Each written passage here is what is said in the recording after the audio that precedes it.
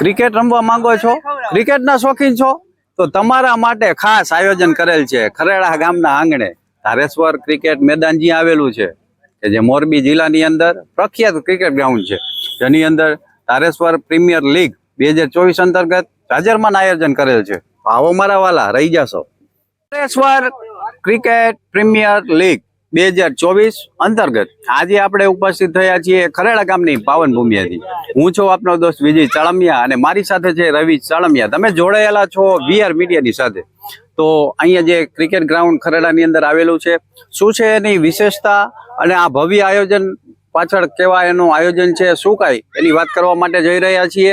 ત્યારે જોડાયેલા રહેજો આ વિડીયો સુધી. ટુર્નામેન્ટના આયોજન વિશેની વાત કરી રહ્યા છીએ. અત્યારે હવે આપણી સાથે જે આયોજક મિત્રો છે એને ઉપસ્થિત થયા છે, એમની પાસેથી આજની જે વિગત છે એ લેવાના પ્રયત્નો કરીએ. તો આપણી સાથે જે આજના આયોજક એવા હેમલભાઈ ચાળમિયા અને એની સાથી ટીમ આપણી સાથે ઉપસ્થિત થઈએ છીએ. ત્યારે સર્વપ્રથમ તો તમારું વીઆર મીડિયાની અંદર સ્વાગત છે. નમસ્કાર. નમસ્કાર. નમસ્કાર.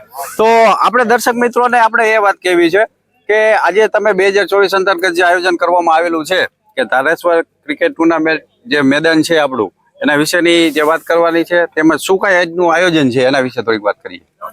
આપણે ખરેડા ધારેશ્વર ક્રિકેટ ગ્રાઉન્ડ વર્ષોથી આપણે ટુર્નામેન્ટનું આયોજન કરીએ જ છીએ અને આ વર્ષે પણ ટુર્નામેન્ટનું આયોજન આપણે કરેલું છે.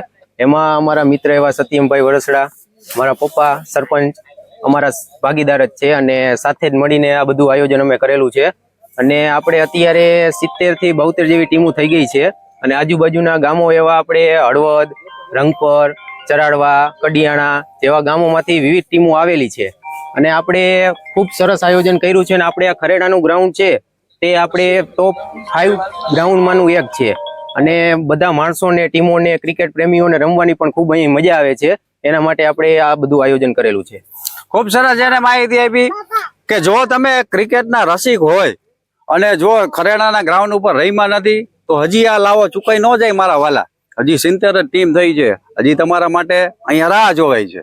જે કે આયોજક સત્યમભાઈ ઉપસ્થિત થયા છે, એમની પાસેથી આજની જે વિગત છે એ લેવાના પ્રયત્નો કર્યા. નમસ્કાર સાહેબ. નમસ્કાર.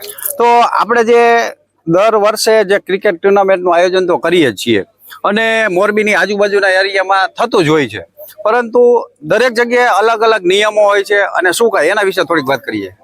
આપણે જે આ ધારેશ્વર પ્રીમિયર લીગ ચાલુ કરી છે 2024 DPL 2024, તેમાં આપણે અમુક એવા નિર્ણય રાખીએ છીએ કે જેના કારણે મોરબીમાં જે મોસ્ટ ઓફ ટીમોમાં બાજવાનું થતું હોય છે, લડાઈ ઝઘડા જે થતા હોય છે તે ના થાય, તેને રોકવા માટે આપણે એવા નિયમ રાખ્યા છે કે એક દિવસમાં આપણે નિયમની વાત કરીએ તો 2 મેચ રમાડી છીએ. બરાબર. અને લીગ મેચ જે છે એ 12 ઓવરની રહેશે.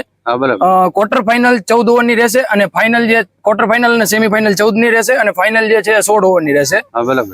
આખી ટુર્નામેન્ટની અંદર અમ્પાયરનો જે નિર્ણય છે એ આખરી નિર્ણય રહેશે. તેની સામે કોઈ બોલવું ચાલવું કે એ આપણે પહેલેથી જ પ્રતિબંધ રાખ્યો છે. બરાબર. તો અમ્પાયરના હાથમાં બી આપણે એટલા રૂલ આપેલા છે કે ગમે ત્યારે પણ કોઈ પણ ટીમને જો સામે બોલે તો નોકઆઉટ કરી શકે છે. બરાબર.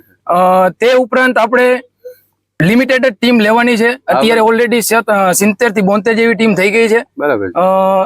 જાજો કેઓસ ના ક્રિએટ થાય એના માટે આપણે લિમિટેડ ટીમ અહીંયા લેવાની છે. બરાબર છે. ખૂબ સરસ એમને વાત કરી કે અત્યારના જે આધુનિક યુગની અંદર જ્યારે રમતોનું વિશેષ મહત્વ રહેલું છે, સાથોસાથ એના નિયમોને ધ્યાનમાં રાખી અને અહીંયા જાજરમાન આયોજન ખરેડાના આંગણે થઈ રહ્યું છે. સાથે કે મોરબી જિલ્લાના નામાંકિત અમ્પાયર ગણી શકાય કે પોતાની હાજરી દરેક ટુર્નામેન્ટની અંદર હોય જ છે, અથવા તો કઈ રીતનું આયોજન છે તે જોવા માટે બહાર ગામ પણ પોતે જતા હોય છે. ત્યારે આપણી સાથે ઉપસ્થિત થયા છે પ્રફુલભાઈ ગૌસ્વામી.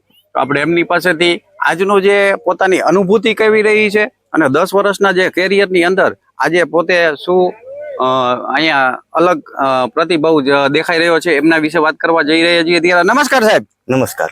તો આપણે દર્શક મિત્રોને એ બતાવવું છે કે આજે તમે 10 વર્ષથી આજે અમ્પાયરિંગ નું કામ કરી રહ્યા છો, સાથોસાથ બહારગામ પણ જઈ રહ્યા છો, તો આજે ખરેડા ધારેશ્વર ક્રિકેટ મેદાન આવેલું છે, એની વિશેષતાઓ શું છે અને જે રમવા આવતા ખેલાડીઓ દર્શકો માટેની શું અહીંયા વિશેષતાઓ છે? હવે પેલા તો આપણે 10 વર્ષથી અહીંયા નાઇટ ટુર્નામેન્ટનું આયોજન કરી જ છીએ અને દર વખતે આયોજન બહુ જબરજસ્ત હોય અને આ વખતે લાઇટિંગ નું ગ્રાઉન્ડ બહુ સાફ સફાઈ બહુ મસ્ત કરેલી છે. બરાબર. અને જાજરમાન આયોજન કરેલું છે. બરાબર. અને આવનારા ખેલાડીઓ માટે બધી ચા પાણીની વ્યવસ્થા, નાસ્તાની વ્યવસ્થા બધું રાખેલું છે. બરાબર છે. એટલે ખૂબ સરસ કહેવાય કે આમ તો આજુબાજુના ગામડાની અંદર થતા જ હોય છે ટુર્નામેન્ટ, પરંતુ આ ખરેડાની વિશેષતા રહી છે કે તમે અહીંયા આવો તો રાત્રિ દરમિયાન તમે મોડું થાય તો ભૂખ પણ લાગે એ સહજ છે. તો અહીંયા અલગ અલગ કેન્ટીનો પણ છે, સાથોસાથ જે આવનારા રમવા માટે જે ખેલાડીઓ આવે એના માટે અહીંયા વિશેષ સેવાઓ અપાઈ રહી છે. યુવાનની અંદર થનગનાટ જોવા મળી રહ્યો હોય ક્રિકેટ રમવા માટે, ત્યારે ખરેડાના આગેવાનો અહીંયા બોડી સંખ્યામાં ઉપસ્થિત છે. સાથોસાથ ખરેડાના સરપંચ શ્રી આપણી સાથે ઉપસ્થિત થયા છે, વાસુદેવભાઈ મગનભાઈ જાળમિયા. વિજયભાઈ, ધારેશ્વર ક્રિકેટ ગ્રાઉન્ડ ખરેડા જે છોકરાઓએ આયોજન કરેલું છે, એટલે છોકરાઓનો ઉત્સાહ, આનંદ, અને એ લોકોએ આવીને મને કીધું કે ભાઈ અમારે ક્રિકેટ ટુર્નામેન્ટ નાઇટ આયોજન કરવાનું છે, તો મેં તો તમે કરો, ગામના આગેવાનોનો પૂરો તમને સહકાર મળશે. બરાબર. અને યુવાનોનો પણ પૂરો જોશ છે કે ભાઈ આ નાઇટ ટુર્નામેન્ટ રમાય છે, એટલે યુવાનોનો પણ એવો સાથ સહકાર, ગામના આગેવાનોનો સાથ સહકાર, અને આખા ગામે મળી અને આ ટુર્નામેન્ટ જે છોકરાઓએ ચાલુ કરવાનું હતું એટલે બધાનો સાથ સહકાર, પૂરો સપોર્ટ, બરાબર, બધું ટોટલી વસ્તુ ખૈડા ગ્રામ તરફથી બધા લોકોનો આભાર વ્યક્ત કરું છું.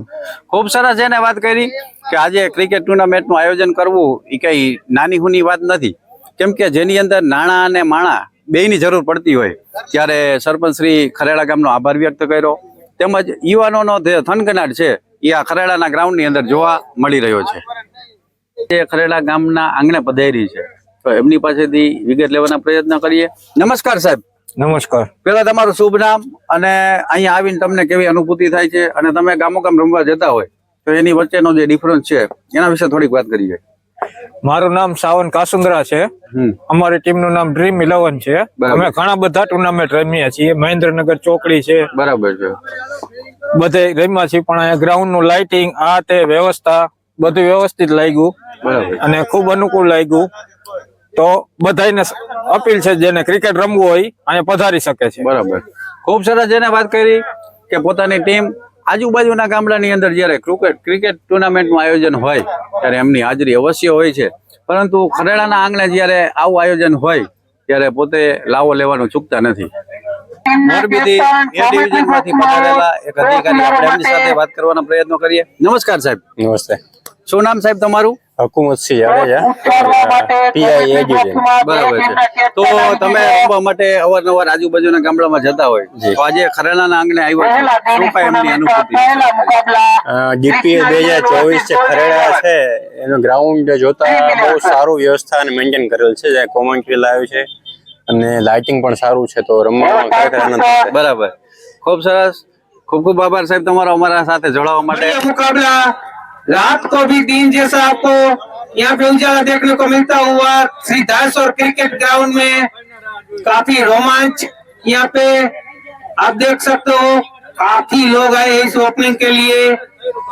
काफी 2 साल हो गए इस टूर्नामेंट को खेले नहीं यहाँ पे, और इंतजार कर रहे थे हर खिलाड़ी. मोरबी डिस्ट्रिक्ट के बाहर भी कच्छ से आते हैं, जूनागढ़, बनासकांठा, काफी यहाँ पे खिलाड़ी खेल चुके हैं, और आसपास के गांव को खिलाड़ी को लगता है ये अपना होम ग्राउंड है. काफी मैच खेला है यहाँ पे, 7 टूर्नामेंट हो चुके हैं.